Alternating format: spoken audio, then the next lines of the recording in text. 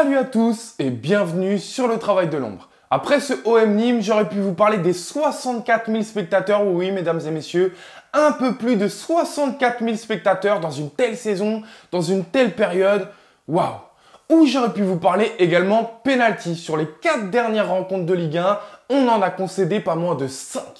Ou j'aurais pu vous parler également de Radonjic, qui avait l'occasion idéale de se montrer avec la suspension de Lucas Ocampos. Bon, on va pas se mentir, l'Argentin n'a pas dû beaucoup trembler pour sa place. Mais j'ai choisi de m'attarder sur Luis Gustavo. Il est certainement le joueur le plus symbolique quant au choix de Rudy Garcia d'écarter la plupart de ses cadres. Mais comment a-t-on pu se passer d'un tel leader au profit de la paire Sanson Lopez? Eh bien, rappelez-vous, il tombe subitement malade et son absence correspond à une série positive pour l'OM. Et puis, vous connaissez l'adage, on ne change pas une équipe qui gagne. Il faut donc remonter au 2 février dernier lors d'un déplacement à Reims pour le voir titulaire. Pourtant, à la surprise générale, vu les propos tenus en conférence de presse d'avant-match par Rudy Garcia, il est de retour samedi dans le 11 de départ. Revenons donc ensemble sur ce qu'on peut d'ores et déjà qualifier d'un retour gagnant. Dès les premières minutes, c'est clair, on sent le leader. Que ce soit dans la communication, comme ici, où il demande à Caleta Char de monter balle au pied pour se faciliter la relance, ou dans l'agressivité, en montrant l'exemple à ses coéquipiers à de nombreuses reprises. Une agressivité jugée un peu trop forte par l'arbitre en début de match, puisqu'il lui sifflera quelques fautes. Mais le Brésilien aura l'intelligence de s'adapter, comme ici, pour revenir de manière précieuse après s'être fait éliminer, ou comme ici, pour récupérer des ballons très hauts sur le terrain. Donc je le répète, avec la présence de Luis Gustavo au cœur du jeu, on a le retour d'un leader, d'un exemple pour ne pas dire un modèle à tous ses coéquipiers, notamment en termes de communication et d'agressivité. Passons maintenant à son positionnement et pour ça on va s'appuyer sur 3 exemples. Le premier, lui, c'est le positionnement qui empêche l'adversaire de construire et donc de progresser. On peut voir ici que le Brésilien ne va pas hésiter à se projeter très haut pour aller mettre sous pression son vis-à-vis dès qu'il reçoit le ballon, le forçant donc à reculer. Autre constat intéressant qui va faire référence au premier point et à ce côté leader, c'est qu'avec cette course, il va également emmener dans son sillage pas moins de 3 de ses coéquipiers, Sakai, Lopez et Thauvin. Passons maintenant au deuxième point qui est similaire au premier avec ce positionnement qui empêche la construction et donc la progression de l'adversaire, mais celui-ci en plus force sa perte de balle. Regardez. Sur cette séquence, l'IOB est à la relance et en manque de solution parce qu'on est plutôt bien en place. On peut voir que Ferry lui indique d'écarter, mais le positionnement de Balotelli qui coupe la ligne de passe vers son coéquipier central et celui de Radonjic qui essaie d'être à la bonne distance entre son latéral et Ferry le dérange. Alors Ferry, intelligemment, décide de se montrer disponible avec un appel bien franc. Mais regardez la réactivité de Luis Gustavo qui décide de le suivre. Quel choix et quelle concentration de Luis qui dissuade totalement l'IOB de trouver Ferry. Ajoutez à cela la pression de Payet pour finir le travail et le Nîmois est forcé d'allonger et de perdre le ballon.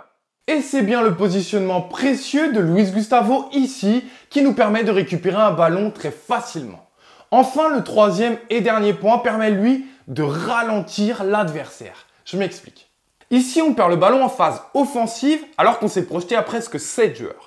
Et là, forcément, gros danger dans la phase de transition. Observez notamment avec attention le positionnement de Sarr. Nîmes essaie donc d'opérer au plus vite en contre-attaque, mais l'intelligence et l'expérience en termes de positionnement du Brésilien va être criante. D'abord, il analyse la situation et les différentes possibilités qui s'offrent à Tube et après cela, seulement après, il décide d'effectuer un recul-frein avec une certaine distance pour le ralentir dans sa progression. Tube transmet à Ferry qui tente d'éliminer Sakai en rentrant dans l'axe et là encore, le Brésilien est là pour le gêner avec ce travail de harcèlement. Une distance au départ plutôt grande, rappelez-vous, dans son recul-frein, mais qui prend tout son sens ici et lui permet d'harceler très vite Ferry dès qu'il repique dans l'axe. Ferry est donc obligé de redonner à Tube qui lui aussi à son tour se voit harcelé par Luis. Conséquence, la contre-attaque ne progresse pas assez vite, la meilleure solution ici n'est pas trouvée et Sarr qui, rappelez-vous, s'était projeté très haut au départ de l'action, a eu le temps nécessaire pour se replacer et reformer cette ligne de 4 derrière. On a donc une séquence qui, en quelque sorte, résume presque la totalité des points abordés jusque-là. On a ce côté leader dans l'agressivité et cette intelligence dans le positionnement qui empêche l'adversaire de progresser et donc d'être dangereux.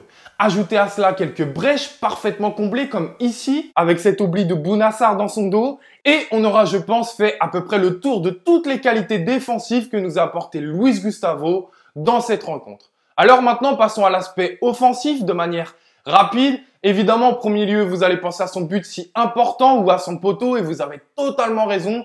Mais puisque vous l'avez tous remarqué, abordons peut-être le moins clinquant mais le tout aussi précieux et important. D'abord, c'est 94% de passes réussies. Une belle variété dans son jeu avec de la passe courte et de la passe longue et un bon nombre de celles-ci qui sont à l'origine de nos actions les plus dangereuses. Il a cette faculté également à ce que j'appelle moi laver le jeu. Il fait d'un ballon compliqué, sale, un sacré ménage pour le transformer en une passe propre pour son coéquipier. Enfin, on l'a vu également se projeter à plusieurs reprises, ce qui a à chaque fois fait mal à l'adversaire qui est totalement surpris.